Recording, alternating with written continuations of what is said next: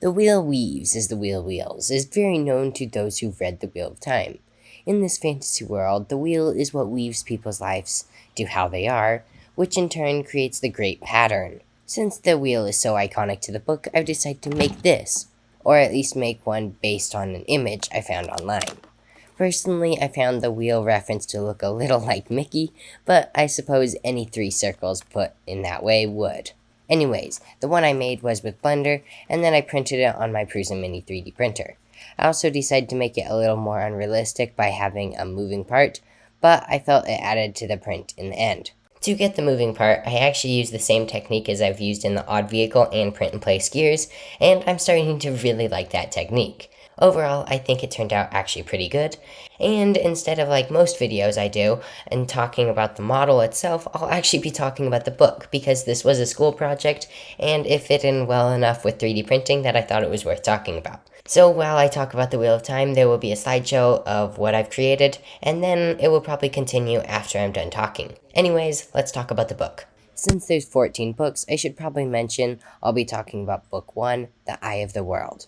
Quickly in this book, you're introduced to Rand, who is the main character. He grew up in a small village called Elmansfield, where he has two good friends, Perrin and Matt.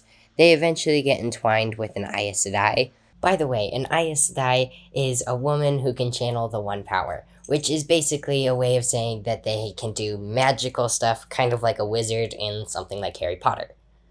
Anyways, the Aes Sedai later leads them on a journey far away from their village, since they think by staying, they will harm their friends and family.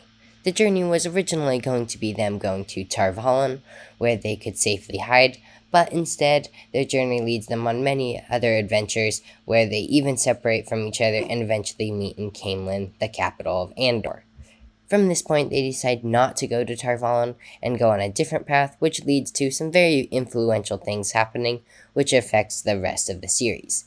Since I didn't really want to spoil it too much, most of the important details were left out so that you can discover them on your own if you choose. One last thing before I go, but I found it interesting about the series, not necessarily the book, is that even though there's 14 books, not all of them were written by Robert Jordan, who wrote the first 11. The last 3 were actually written by Brandon Sanderson, since Robert Jordan died before he could complete the series. Anyways, thanks for watching, I'll see you later. Bye!